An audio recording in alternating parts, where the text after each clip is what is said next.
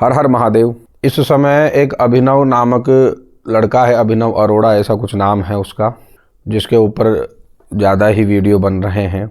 तो मैंने सोचा कि ये वीडियो बनना या वीडियो बनाकर किसी को दोष देना ये ठीक है या गलत है वो बाद की बात है, लेकिन इनमें कौन जिम्मेदार है? इसके जो जिम्मेदार हैं वो हम स्वयं हिंदू हैं। हिंदू किन चीज़ों में आजकल लगा हुआ है? गीता के नाम पर, रामायण के नाम पर, भगवान राम के नाम पर, भगवान कृष्ण के नाम पर उपदेश चल रहे हैं व्हाट्सएप पे, इन सभी पर। तो लोग स्टेटस डालते रहते हैं कि भाई ये करने से गलत होता है, ये करने से सही होता है, माँ बाप की सेवा करो या सभी से प्रेम रखो, सभी को क्षमा करो। ऐसे ऐसे उपदेश कर्म के ऊपर, ज्ञान के ऊपर, वैराग्य के ऊपर, इन सभी पर उपदेश चल रहे हैं। व्हाट्सएप से इन पर से लेकर लोग स्टेटस डालते भी हैं, पढ़ते भी हैं। कुछ लोग हैं जो उनको अपने जीवन में उतारते भी हैं। तो गीता के नाम पर चल रहा है। अब इनसे ये पूछे कि गीता में इस तरह के उपदेश कहाँ हैं, कौन से स्थान पर पाए जा रहे हैं, कुछ नहीं पता। बात ये नहीं है कि ये उपदेश गलत है, बात इस जगह आती है कि इन उपदेशों के कारण, इन उपदेशों को रट रट कर अभिनव अरोड़ा जैसे लोग आज संत उपाधि प्राप्त कर चुके हैं। कोई भागवताचार्य उसको किस प्रकार की उपाधि दे रहा है, कोई क्या कहकर पुकार रहा है। और जब इनके बहुत सारे फॉलोवर्स या हो जाते हैं तो लोग इनको देवता, साधु, संत, बाबा मानकर पूजने लग जाते हैं और अपने घर बुलाना चाहते हैं कि इनके जो चरण कमल हैं वो इनके घर में पड़ जाएं तो इनका उद्धार हो जाए, इनके किए हुए पाप, किए हुए अन्याय, किए हुए कुकर्म धुल जाए, ऐसा ये समझते हैं। ये लोग क्या करते हैं?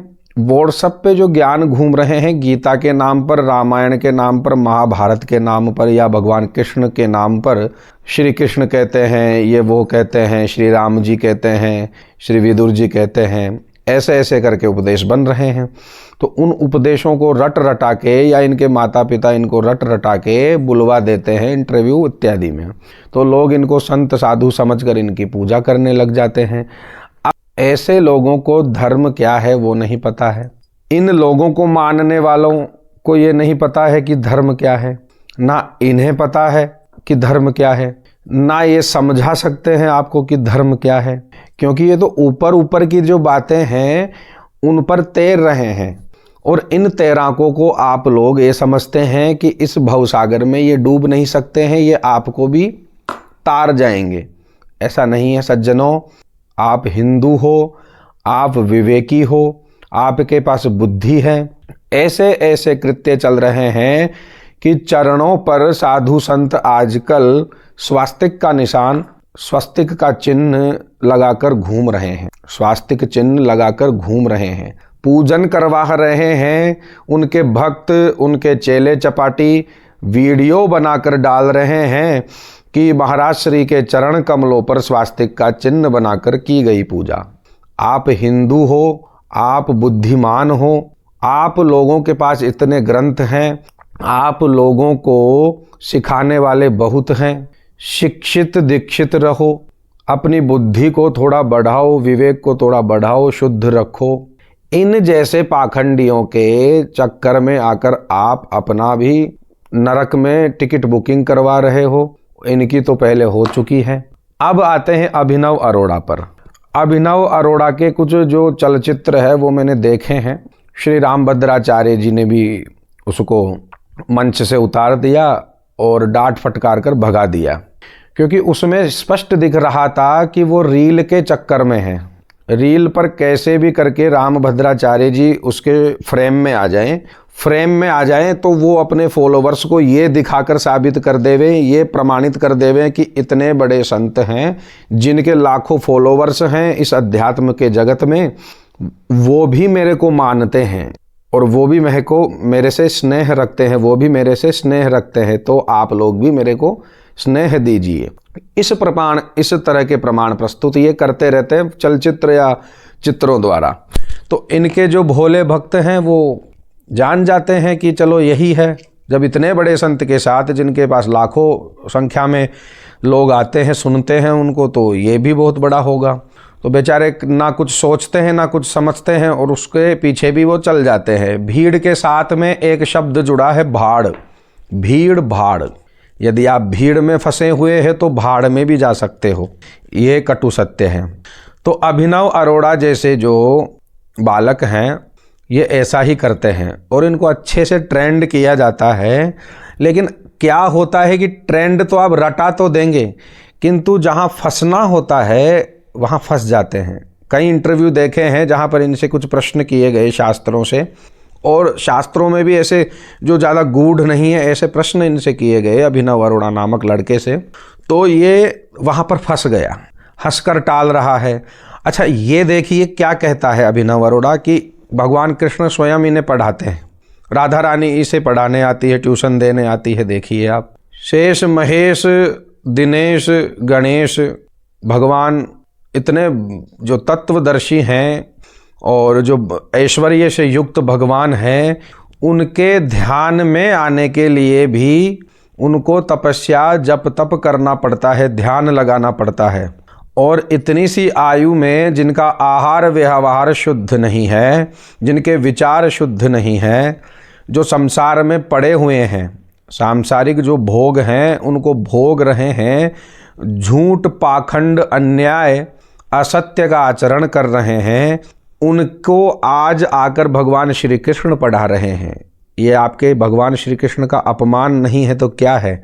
श्री राधा रानी का अपमान नहीं है तो क्या है? आप इनके गोलू मोलू चेहरों से, पहनावे से, दिखावे बाजी से या बोलने की शैली से प्रभावित होकर आप इनको पूज रहे हैं तो आप भी मूर्ख हैं। आप आजकल हिंदुओं में एक बड़ी परंपरा चली है कि जिसके ज़्यादा लाखों फॉलोवर्स हैं, जिसके भीड़ भाड़ हो रही है, उसको वो मान लेते हैं। और अच्छी बात है, मान लीजिए, हो सकता है भीड़ भाड़ उसके भी हो जो योग्य हो, जिनको सुना जा सके, जो शास्त्रोक्त प्रमाण सहित भक्ति ज्ञान वैराग्य पर प्रवचन करते हैं। ऐसे भी लोग हैं, उनके भी भीड़ भाड़ होती है, उनके भी लाखों संख्या में लोग सुनते हैं। किंतु अधिकतर आज ऐसा देखा जा रहा है कि ऐसे लोगों की संख्याएं बढ़ गई है कि जिन्हें शास्त्र का पता नहीं, जिनके पास रट्टण विद्या है, उनके पास ऐसे लोग आ रहे हैं। बाद में यही लोग पहले तो भगवान राम, भगवान कृष्ण, इनके नाम पर लाखों फॉलोवर्स बटोर लेते हैं, अपना जो प्रभुत्व है वो बढ़ा लेते हैं, अपनी प्रसिद्धि जो है वो बढ़ा लेते हैं। उसके बाद में ये लोग फंस जाते हैं। आप आए दिन नित्य ही ऐसे केस देख रहे हैं, अनेक वीडियो आपके सामने भी आ रहे हैं। मैं ये जो है निवेदन कर रहा हूँ, इसमें कोई रोष प्रकट नहीं कर रहा हूँ, कोई क्रोध नहीं कर रहा हूँ, ना मुझे इन लोगों से कोई ईर्ष्या है, ना मैं इनके बराबर होना चाहता हूँ कि इनके बराबर मेरे कोई फॉलोवर्स बढ़े या व्यूज आए या लाइक आए, कमेंट आए, मुझे इनकी आशा नहीं है। मैं तो भगवान से यही प्रार्थना करते रहता हूँ, यही निवेदन करते रहता हूँ कि 7 जन्म में भी मैं इनकी बराबरी ना कर सकूँ, क्योंकि इतनी नीचता मुझ में नहीं आनी चाहिए। मैं एक और निवेदन करना चाहता हूँ उन ब्राह्मणों से, उन कथावाचकों से जो अपने पद पर हैं, पढ़े लिखे हैं, डिग्रीधारी हैं, उनसे यही निवेदन है कि ऐसे लोगों के विरोध में आप भी खड़े होवें। ये आपका कर्तव्य है। यदि आप नहीं बोलते हैं तो ये ही गर्जना एक दिन आप पर बरसेगी। ये सत्य है। अभिनव अरोड़ा जैसे लोग बाद में फिर ऐसे ऊल जलूल बयान देते रहते हैं, वक्तव्य देते रहते हैं, जिनसे आपकी, मेरी और इस धर्म की हानि होती है। धर्म की तो क्या हानि होगी, धर्म तो यथावत है, किंतु धर्म का उपहास उड़ाया जाता है अन्य पंथों द्वारा भी, जो यही चाहते हैं। कुछ लोग हैं जो प्रसिद्ध होकर कहते हैं कि चिता की अग्नि से भी आप विवाह इत्यादि फेरे वेरे करवा सकते हैं। कहाँ तक सही है ये आप भी विवेक लगाएं।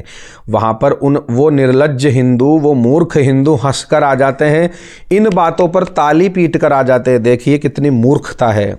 हम हिंदू कहाँ जा रहे हैं? चारों वर्ण इतने मजबूत थे किसी समय पर कि चारों स्तंभ, ये जो 4 वर्ण हैं ये स्तंभ हैं हमारे धर्म के, ये इतने मजबूत थे कि कोई उपहास कोई हिला नहीं सकता था इस धर्म को। लेकिन आज हिंदुओं में ही ऐसी ऐसी धारणाएं देखी जा रही है, ऐसे ऐसे पाखंडी खड़े हो चुके हैं कि ये कुछ भी बोलते हैं और अपने अनुयायी खड़े कर लेते हैं। इनको देखकर, अभिनव अरोड़ा को देखकर 2-4 लड़के और तैयार हुए हैं। अब मैंने देखे हैं वीडियो उनके, वो भी कुछ गीता के 1-2 श्लोक रट रखे हैं और कई चौपाइयाँ रट रखी है, तो उनको वो जहाँ भी जाते हैं वो बोल बुला के आ जाते हैं। लेकिन उनके भी फॉलोवर्स बढ़ रहे हैं, देखिए आप। अब ये मनोरंजन से बढ़ रहे हैं, मनोरंजन की दृष्टि से बढ़ रहे हैं, या स्वयं का उद्धार करने के लिए बढ़ रहे हैं, या ये मूर्खता है या निर्लज्जता है, ये आप स्वयं तय कर सकते हैं। इसका निर्णय आप स्वयं करें। मेरा निवेदन यही है कि ऐसे निर्लज्जों से दूर रहें। मैं ये नहीं कहता कि आप मुझे सुने या अन्य को सुने, लेकिन परीक्षा अवश्य करें, आचरणों पर ध्यान देवें और इतनी शीघ्रता ना रखें। आप अपने घर की बहन बेटी यदि किसी घर में देते हैं तो इतनी परीक्षा करते हैं, परखते हैं, जांचते हैं, किंतु ये धर्म का मामला है। इस लोक में तो रिश्तेदारी सब यही रह जाएगी, आप भी जानते हैं, लेकिन जो धर्म साथ जाएगा, अधर्म साथ जाएगा, वो आप पर स्वयं पर निर्भर करता है। आप क्या ले जा सकते हैं साथ में। तो आपको जांचना भी चाहिए कौन गुरु योग्य है, किसको सुनना अच्छा लगता है आपको।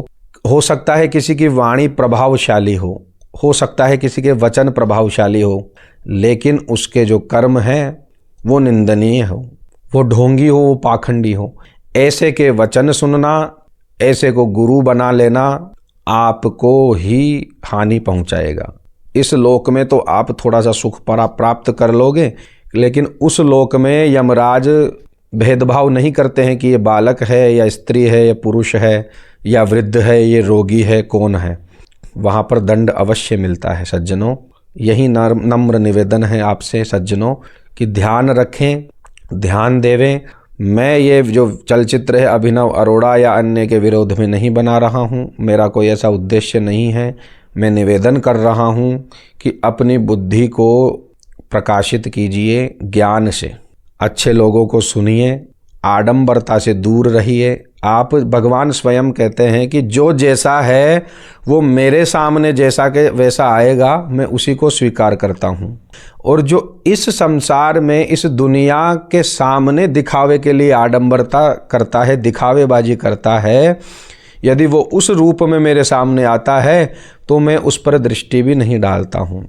तू जैसा है वो वैसा मेरे पास आ जा, वैसा ही मेरे को स्वयं को समर्पण कर दे, मैं तुझे स्वीकार करता हूँ, ऐसा भगवान कहते हैं। भगवान श्री कृष्ण, भगवान श्री राम के वचनों को तो सुनिए, मानिए। आप लोग व्हाट्सएप ज्ञान, फेसबुक ज्ञान, इन पर ही अटके हुए हैं अभी तक। शास्त्रों में, पुराणों में ज्ञान भरा पड़ा है, उपनिषदों में, वेदों में ज्ञान भरा पड़ा है। सच्चा ज्ञान है वो ही आपको सच्चे मार्ग पर लेके जाएगा, वो ही आपको पुण्य प्रदान करेगा, आपका कल्याण करेगा। इसलिए नम्र निवेदन है कि जांचे परखे, उसके बाद में गुरु बनाने की जो होड़ लगी हुई है, जो आजकल शौक चढ़ा हुआ है, वो अपना पूरा करे। पहले जांचे परखे। कुछ लोग तो ऐसे हैं जिनके 50-100 गुरु हैं, वो हर जगह अपनी पोटली में नारियल और जनेऊ लेके जाते हैं। जिसकी थोड़ी सी बात अच्छी लगी उसको जनेऊ नारियल बनाकर, जनेऊ नारियल देकर गुरु बना के आ जाते हैं। गुरु और शिष्य की जो परंपरा है ये स्वर्ग नरक से सीधा जोड़ती है। इसलिए ध्यान दीजिए सज्जनों, ये छोटी मोटी बातें हैं जो मैंने चलचित्र के माध्यम से बताई है, इनको माने। आपकी इच्छा है, आपकी बुद्धि है, आपका विवेक है, आप क्या चाहते हैं। हर हर महादेव। नारायण नारायण।